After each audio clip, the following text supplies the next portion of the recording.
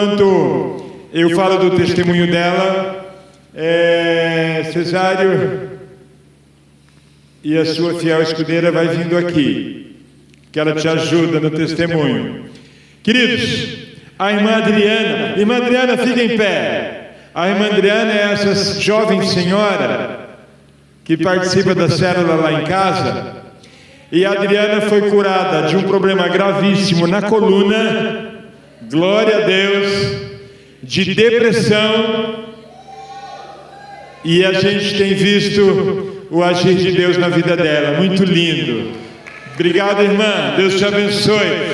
Se eu for lá, eu vou me enrolar para falar. Agora esses dois aqui vai ter que testemunhar. Vamos ver quem começa.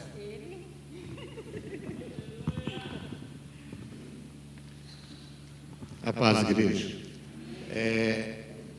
Primeiro eu quero agradecer a Deus, ao pastor, a pastora e os amigos nossos da célula, pelas orações. Eu tinha eu não sei o nome do negócio, era uma pedrinha no olho, que eu tinha que fazer uma cirurgia, sexta-feira agora. Aí fizemos a oração na quinta, tudo, eu estava tranquilo com isso, não estava pensando no erro de cirurgia, nada. E aí meu irmão foi comigo, perguntou para mim o que era que eu ia fazer, falei, mostrei para ele, e fomos. Uma coisa eu aprendi, para quem já foi no oftalmologista, eu acho que aprende o nome da mãe, a data de nascimento e o nome completo. E cada sala que você passa, você fala a mesma coisa. Aí a hora que eu deitei na maca lá para fazer cirurgia, que a moça colocou um colírio anestésico no meu olho, a doutora entrou, perguntou a mesma coisa, falou que olho que eu ia fazer, o que eu ia fazer, tudo. Aí ela olhou para o meu olho e falou...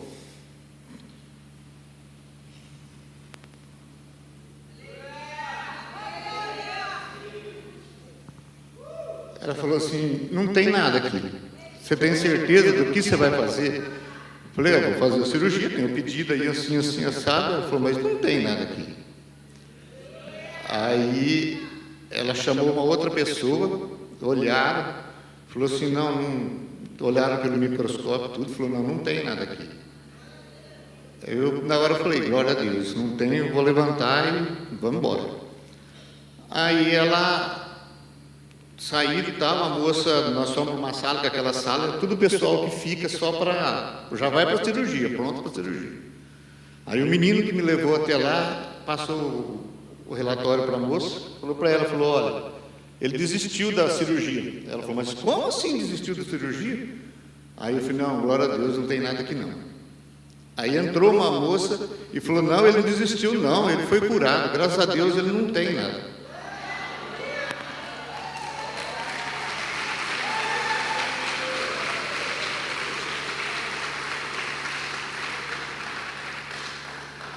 Aí vem o medo, porque daí começa todo mundo, né? Aonde você faz oração, que lugar que você vai, eu dei o nome da pastora, da pastora,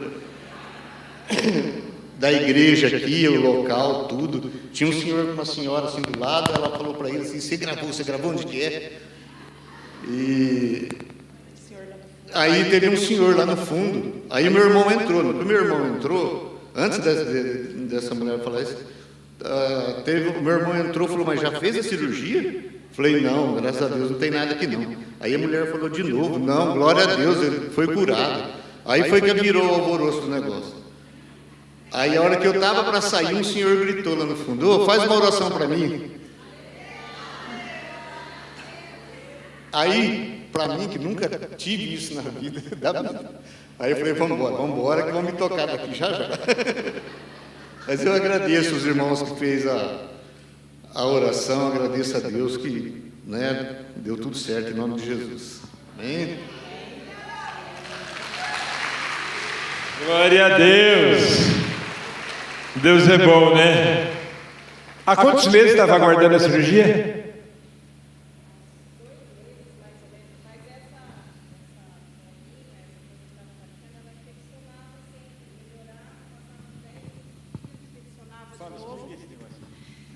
ele tinha tipo uma obstrução, mas era em vários pontos, embaixo, em cima. E aí ele passou por uma consulta com a clínica geral, a clínica passou por um especialista do oftalmo aqui em Rolante agora, e aí foi encaminhado para Londrina. Mas ele, assim, melhorava e voltava, melhorava e voltava. A gente tem foto, a gente, né, pode testemunhar, e está aqui a foto para quem fala, não tinha nada nesse olho. Tinha, alguma coisa tinha, mas literalmente o Senhor curou mesmo. Amém?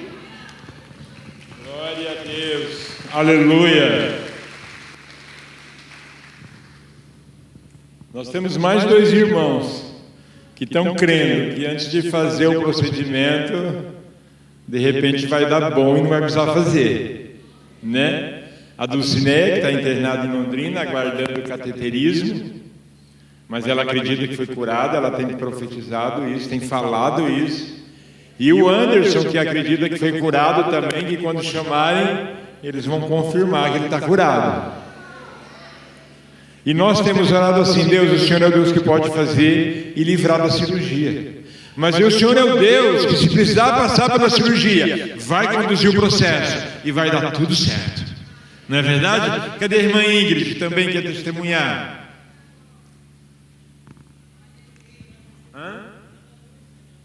A Lourdes também?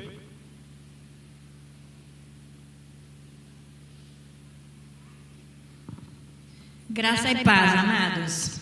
Os irmãos lembram que alguns meses atrás eu fui parar no hospital com um problema de trombose na perna, que uma irmã veio e falou aqui na frente que viu uma luz saindo daqui indo lá para o hospital. E eu fiquei assim comigo, Jesus amado, sou eu? Mas não pode, quem sou eu? Eu sou tão pequenininha. Deve ser outra pessoa. Que Deus me perdoe por isso, né? E logo após começou a arruinar a perna, que estava com um problema de infecção na artéria que vai para o coração. E já veio a trombose e eu fui parar no hospital. E lá nós fizemos uma obra muito bonita. Eu fiquei muito emocionado com muitas pessoas que aceitaram, que creram, que ficaram assim, se emocionaram sabendo que tem alguém olhando por eles. Naquele dia, 3 pessoas foram embora no meu quarto, 3 senhoras. Eu quero dizer algo para vocês, irmãos, que é muito, muito triste você partir sem Cristo. É muito, muito triste você ir embora sem ter Jesus no coração. Tem a última, uma japonesinha que faleceu. Eu vi ela indo embora. Ela lutou com o corpo dela até o fim. Ela lutou contra o inimigo. Eu me arrepiava tudo. Eu olhava para ela, aqueles punhos fechados. Eu fiquei assim, meu Deus, o que eu faço? Eu orando por ela, orando, mas Deus sabe o que aconteceu depois disso. Fui para Londrina, que diz que não... a trombose, o coágulo podia ter subido para o pulmão, mas graças a Deus não deu nada, e o Senhor me curou, eu estou curada, e glória a Deus por isso. Amém?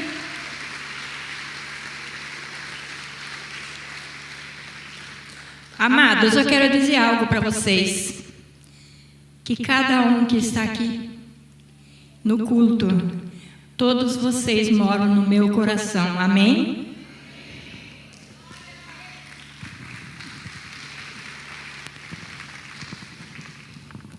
Eu queria agradecer. Sexta-feira fez 8 anos que eu parei de tomar cerveja. Quero agradecer ao Felipe, coitado Felipe. Pastor Felipe vai ganhar o troféu Paciência, que me aguentou, pelo amor de Deus, 3 meses. Agradecer ao Silvio, a pastora Sandra, que acreditaram em mim. E graças a Deus, 8 anos sem tomar cerveja e sem pôr um cigarro na boca. E teve gente da minha família que falou, quero ver quantos dias vai durar. Eu falei, enquanto eu viver eu não vou tomar. Obrigado.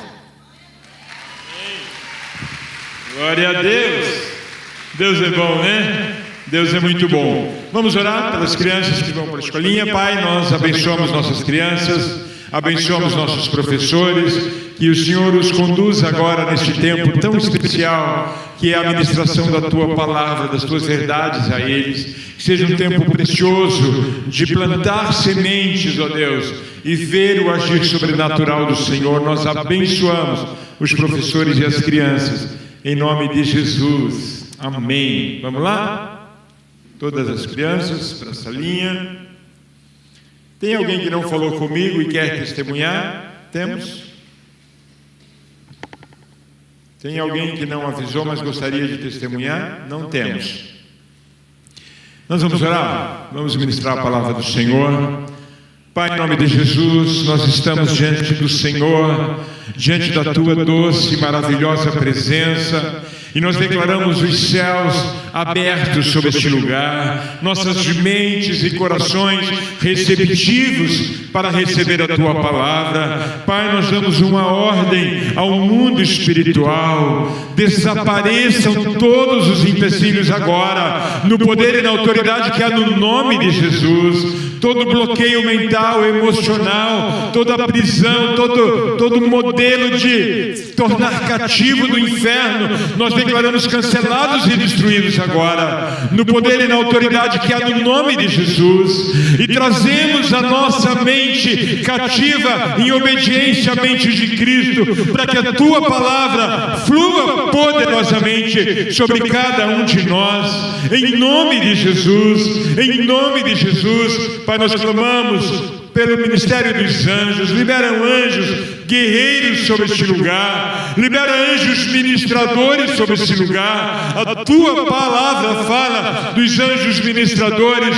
liberados a serviço dos Teus filhos. Por isso nós cremos na Tua palavra e assim liberamos, ó Deus, que queremos e precisamos do ministério dos anjos sobre este lugar, em nome de Jesus. Amém.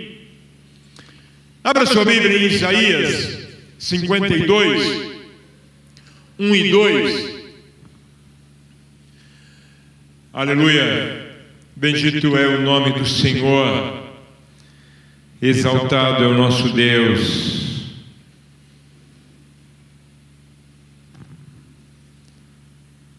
Bendito é o nome do Senhor. Isaías 52, 1 e 2 diz assim. Ela já colocou lá: acorde, acorde, ó Sião, e revista-se de força, vista as suas roupas finas, ó Jerusalém, cidade santa, porque os incircuncisos e imundos nunca mais entrarão em você. Levante-se e sacuda a poeira, ó Jerusalém, cativa, livre-se das correntes do seu pescoço, ó cativa, filha de Sião.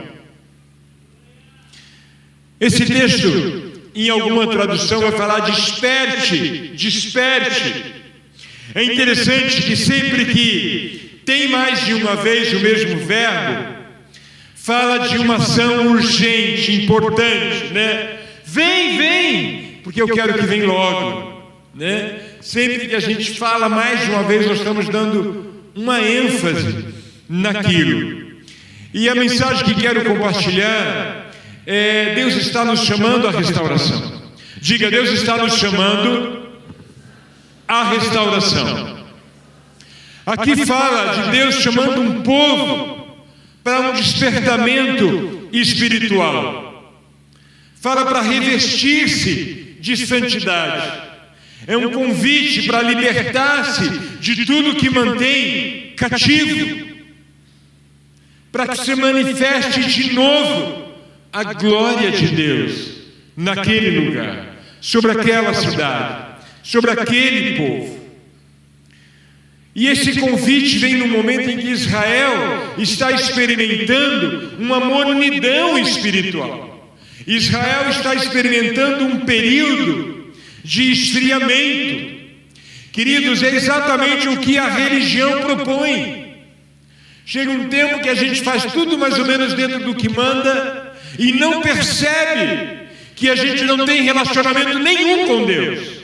a não ser com a religião, a não ser com alguns rituais, alguns hábitos, alguns costumes, mas sério relacionamento com Deus, como estilo de vida, como Deus propõe, relacionamento diário, comunicação diária, relacionamento de vida no dia a dia. E Israel estava assim, acostumado aos rituais, acostumado a alguns ritos, alguns hábitos, mas distante. Queridos, há momento em que a alma adormece por causa da religião, e a chama se apaga, e o avivamento se vai, e o relacionamento fica comprometido, a santidade fica comprometida, e o povo se torna cativo dos seus hábitos, se torna cativo dos seus pecados, se torna cativo das suas atitudes erradas, dos seus comportamentos errados. Foi assim que Israel estava vivendo. E de repente, Deus usa o profeta para chamá-los. Desperte, desperte, ó Sião, vista-se de força, vista suas roupas de esplendor, ó Jerusalém, cidade santa. Os incircuncisos e os impuros não tornarão a entrar em você. Sacuda para longe a sua poeira. Levante-se, sente-se entronizada, ó Jerusalém. Livre-se das correntes em seu pescoço, ó Sião, cativa, ó cidade cativa de Sião. O povo foi chamado à santidade, um chamado à libertação, um chamado a viver curado, queridos. É o som da trombeta espiritual chamando o povo: levante-se do pó, viste-se da glória que tinha perdido. Queridos, é um chamado não apenas para Israel, mas é um chamado para mim e para você hoje. Se despertar, permitir que Deus te toque, que gere restauração profunda, porque a igreja está adormecida, não aqui, a igreja mundial, em muitos lugares, não é diferente aqui, cheio de pessoas experimentando um adormecimento espiritual, vivendo uma vida no dia a dia vazia de contato, de relacionamento, de sentir, de perceber, de viver o relacionamento tão profundo e importante com o Espírito Santo. Quantos crentes desanimados com a igreja, com a célula, com o ministério, desanimado com a vida espiritual. Quantos, queridos, já se esqueceram do que Deus fez? Se esqueceu do quanto a fé pode ser importante quando eu decido exercitar diariamente. Então, o primeiro ponto importante é um chamado ao despertamento, é um chamado a sair do sono espiritual, que é o maior inimigo da vida do cristão. É o sono espiritual.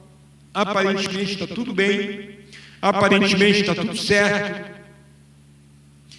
E como nós falamos inicialmente, queridos, ele repete, o profeta repete: desperte, desperte. Essa versão que a Bíblia colocou diz: acorde, acorde do sono espiritual, acorde da mesmice espiritual. Olha que ênfase incrível. Deus está dizendo: você foi anestesiado pelo espírito da escravidão religiosa e parece que está tudo bem. Peca, aparentemente pede perdão, peca semana que vem de novo, pede perdão de novo, peca e está escravo dos mesmos erros, das mesmas falhas, dos mesmos pecados.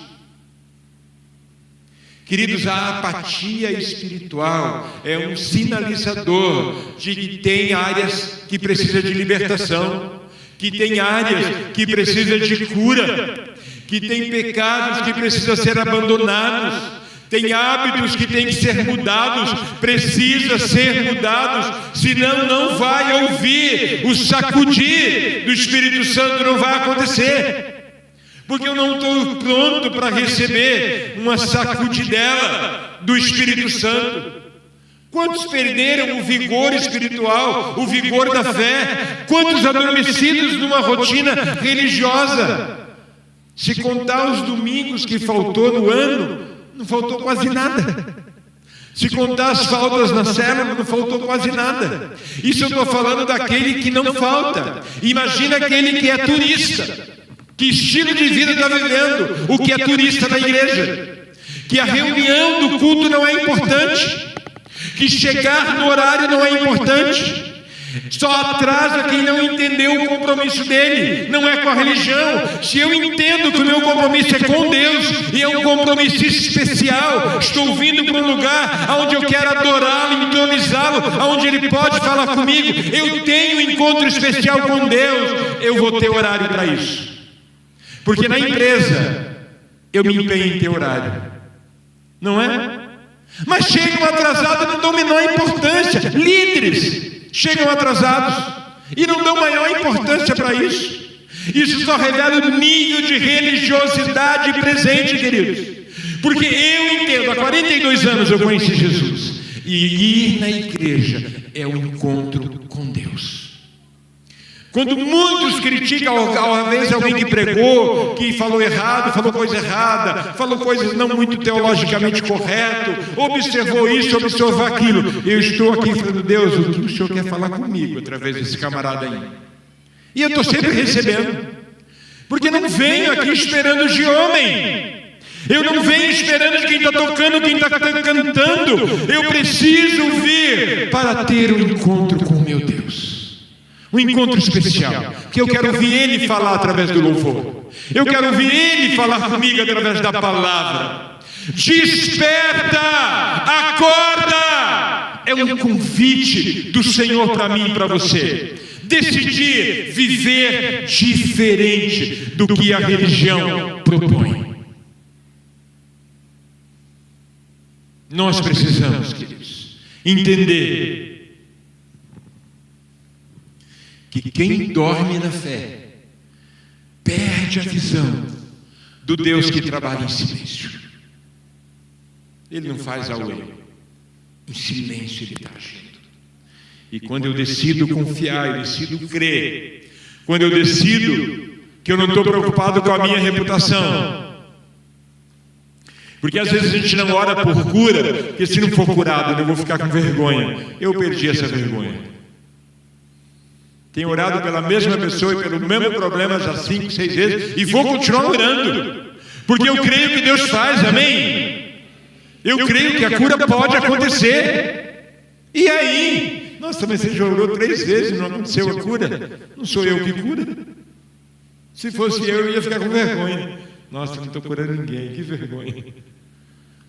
É Deus quem cura, Ele quem faz. Eu preciso continuar crendo, eu preciso ter a coragem de continuar crendo. Então primeiro é um chamado urgente. Saia da religiosidade, decida criar um relacionamento com Deus. Decida experimentar um relacionamento com Deus. Decida que você vai aprender a ouvir a voz do Espírito Santo. Você vai aprender a ouvir Deus te chamar e vai acordar de madrugada porque Ele está te chamando para um tempo especial. E você vai sair porque você quer ter um tempo especial com o Senhor. É um chamado espiritual, queridos. O texto diz: veste-se da tua fortaleza.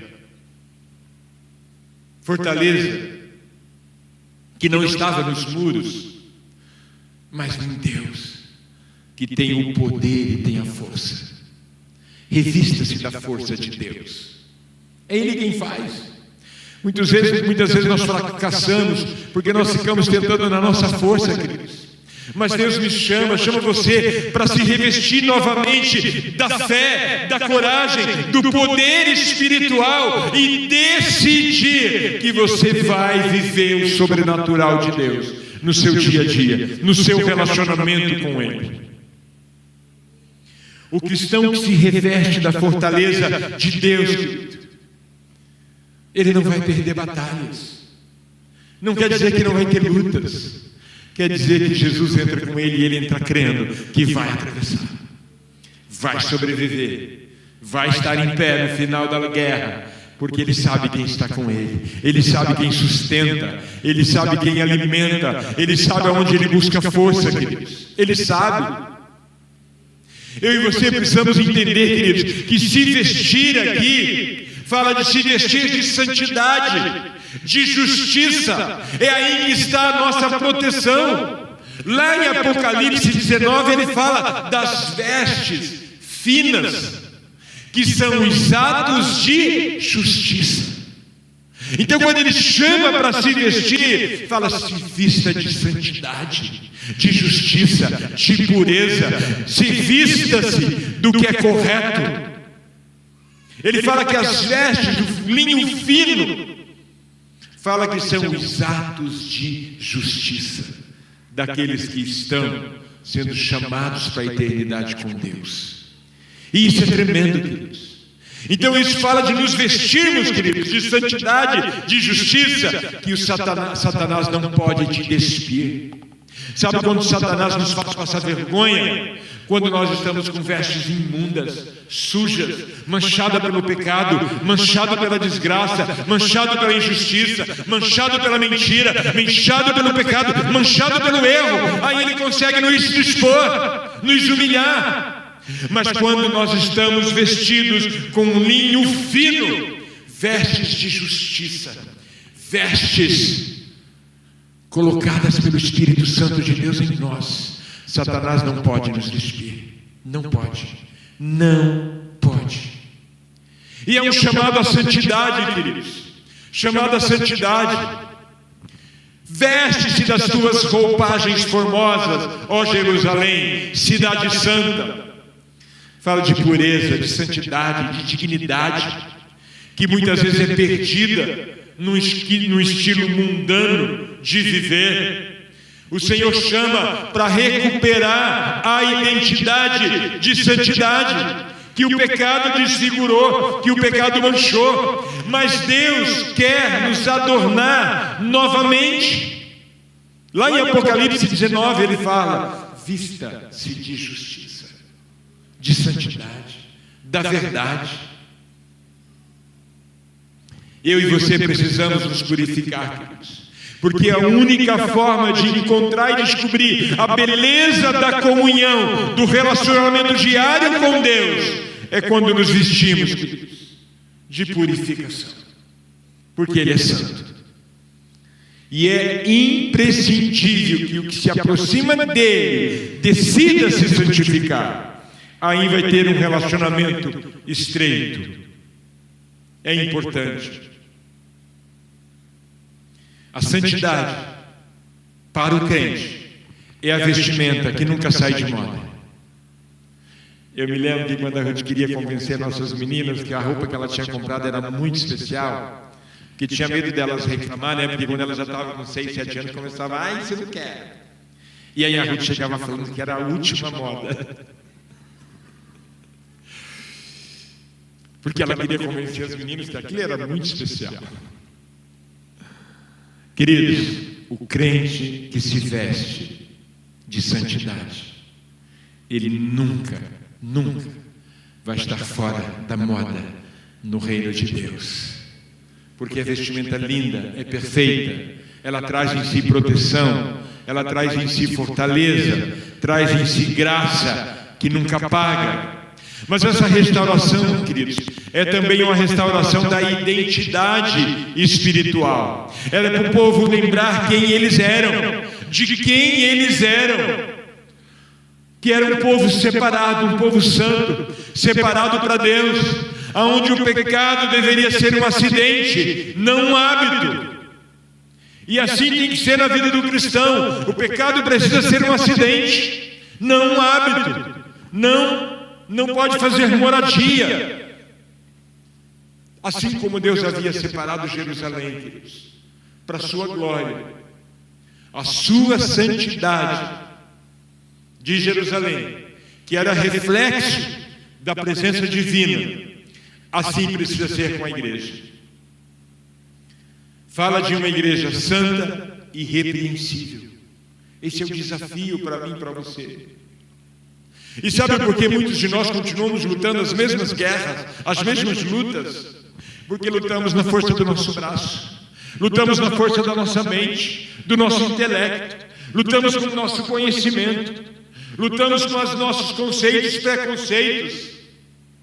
Mas quando nós decidimos nos jogar diante de Deus e chorar pela presença dEle, e clamar pela interferência dEle, e clamar pela ajuda dEle, nós vencemos e nem percebemos que estamos vencendo. Porque é Ele nos capacitando. É Ele que nos faz vencer. É a presença dEle, é a graça dEle. Então é um privilégio ser chamado de cidade santa. Porque a Jerusalém, a cidade santa que desce, não fala de uma condição física apenas. Fala da presença da igreja descendo, santificada, com o seu Cristo. É assim que Apocalipse compara a igreja como cidade santa. O mundo, queridos, que não crê na sua pregação, na minha pregação, ele tem que crer na santidade que nós demonstramos e decidimos viver. Talvez a sua fala lá no trabalho não convence, porque falta santidade à altura da fala. Talvez a tua fala lá no meio da família não convence ninguém, porque falta santidade à altura da fala. É melhor você não ter fala e ter santidade, do que ter fala sem santidade. E às vezes, mas eu estou falando a palavra, ok? A palavra fala por si só, também é verdade. Mas o instrumento atrapalha a falar a palavra que está saindo. Se ela sai sozinha do livro, ela tem um poder. Se vê através de alguém, o vaso pode estar contaminando.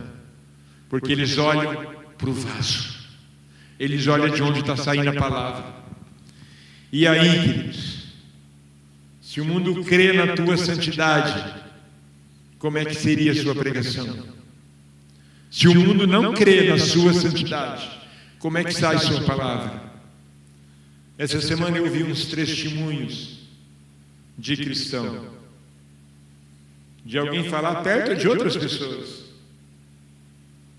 Fulano dá testemunho nenhum. Não dá para escrever o que fala. Mas é um chamado, queridos, de restauração de identidade. E aí fala de chamar a purificação.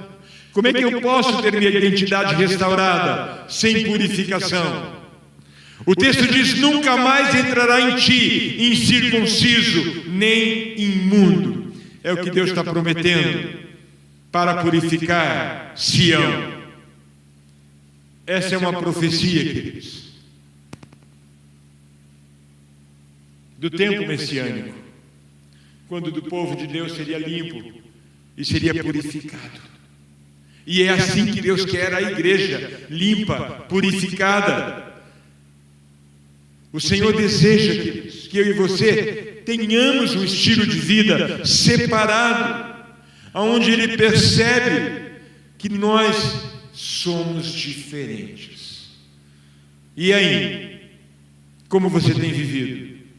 Como tem sido seu estilo de vida? Queridos, Deus não habita onde há sujeira. Se há sujeira aqui, Deus não habita e compromete a cura. Eu estava ouvindo um testemunho, hoje ou ontem, a Ruth que me mostrou, eu achei incrível. O cara contando o testemunho da esposa. E ele casou já sabendo dos fardos que ela carregava, fardos emocionais. E mesmo o pastor avisando o cara: você vai sofrer muito, cai fora antes de casar. Ele: não, Deus falou comigo, é ela. Casou. E a coisa só foi piorando. Eu não sei nem descrever o nível de transtorno que ela tinha. Mas ela tinha aquele transtorno de múltiplas personalidades, depressão, trocentas coisas. E o quadro dela só piorando. E um dia, ouvindo uma pregação do pastor Josué Gonçalves, para casais, e ela ouvindo essa pregação, ele estava fazendo a pregação e fazendo uma espécie de teatro, né, com um monte de fardos. E ele ia tirando os fardos e falando os fardos que estava jogando, deixando para trás. Que os problemas que nós carregamos, a maioria deles está ligado à quantidade de fardos que nos mantém impuros, mente impura, coração impuro. E ele ia jogando os fardos e aquela ministração entrou no coração daquela mulher. E ela entendeu que se ela não se desligasse das experiências que teve, traumatizantes, ela não iria deixar esses fardos, não ia mudar a sua história. E ela entendeu, ela chorou muito. E ela decidiu que ela ia virar a página do passado. E aí ela contou para o marido coisas que nunca tinha contado. Período em que ela foi abusada sexualmente, saía um, entrava outro, saía um, entrava outro, ela nem lembra quantos. Várias vezes. Irmãos e parentes e amigos. E ela tinha dores absurdas que a mantinha impura, por causa das lembranças, por causa do medo, por causa da dor, por causa do sofrimento.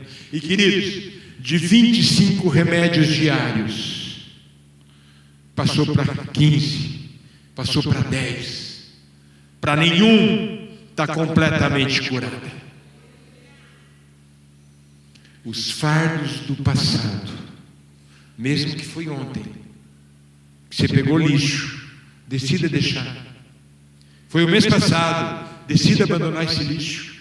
Faz um ano, decida abandonar esse lixo. Faz 20 anos, decida abandonar esse lixo. Queridos, é uma decisão, é uma escolha. Deus não habita onde habita sujeira. E eu preciso decidir romper com qualquer lixo emocional que ainda está em mim. É uma escolha. Acorda! É um convite de Deus para mim e para você. É um chamado. Saia de um modelo de religiosidade. Estabeleça um estilo de relacionamento diário com Deus. É através da conversa, da leitura da Bíblia, da oração, de ouvir um louvor, ouvir uma pregação, de testemunhar, de compartilhar o que Deus está falando com você, com outra pessoa. E assim nós vamos sendo purificados, vamos sendo limpos, a nossa identidade vai sendo restaurada e nós encontramos alegria na comunhão com o Senhor. É muito importante que nós entendamos isso.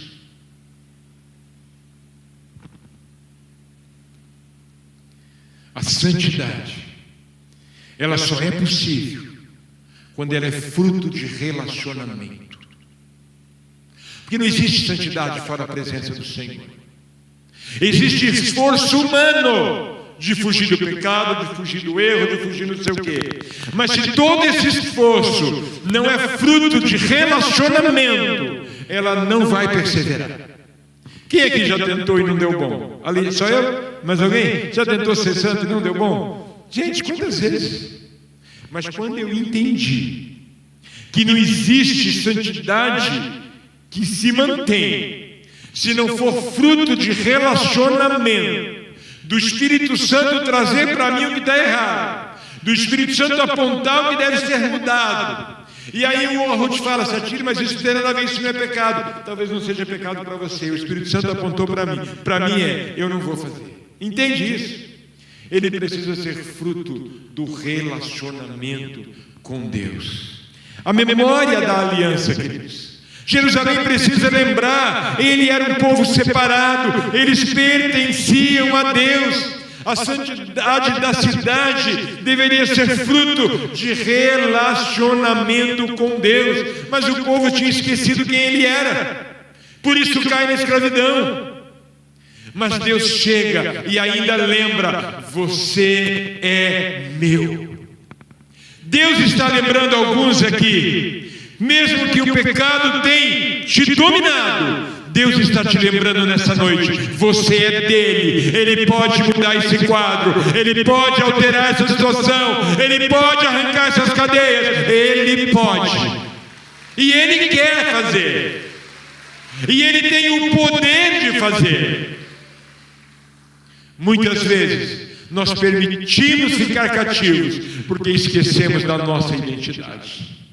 Nós somos a imagem e semelhança dele. Fomos por Cristo transformados. Recebemos a mesma semente do Cristo glorioso, poderoso, cheio de autoridade. Amém? E eu e você precisamos entender isso, queridos. Um príncipe que vive exilado, ele continua sendo príncipe. Sabe quando ele perde? Quando ele se acostuma ao cativeiro. Quando ele se acostuma àquela situação. E aí, a glória vai embora. Porque enquanto ele não perde a sua identidade, ele está cheio de esperança que aquilo pode mudar. E Deus pode fazer, amém? Diga: a restauração só começa quando eu me lembro quem eu sou em Deus. Nós precisamos lembrar quem nós somos: filhos amados, filhos queridos, filhos especiais, que Ele tem prazer em se relacionar conosco. E por último, é um chamado à liberdade espiritual. E é isso que Deus estava fazendo com aquele povo. É isso que Deus tem para mim e para você. Deus não apenas desperta, não apenas purifica, mas Ele liberta para que a nossa identidade completa seja restaurada. Ele liberta de todo jugo que aprisiona. Ele começa dizendo: sacode a poeira e dá a volta por cima. Não, essa parte não tem. Não, essa parte não tem, é verdade. Mas essa é a ideia: é sacudir a poeira, se encher de fé e crer, cheio de fé, que Deus é por você e vai mudar o quadro, amém? Sacudir a poeira fala de se livrar da humilhação. É o que pó simboliza: humilhação, sujeição, lama, derrota. É o que o pó simboliza. É o que o crack simboliza, é o que o álcool simboliza, é o que as drogas simbolizam, é o que o pecado mostra, faz. Mas Deus está dizendo: Jerusalém, se levanta, sacuda o pó. Ou seja, derrota a vergonha. E olha que aqui começa a parte que você precisa fazer alguma coisa. Diga: para ser liberto, eu tenho que fazer alguma coisa. Nós temos que querer. Ninguém muda se não quer. Ninguém muda se não toma atitudes para mudar. Ninguém se mantém em pé se não decide ficar em pé. Eu já falei muito dos meninos do projeto.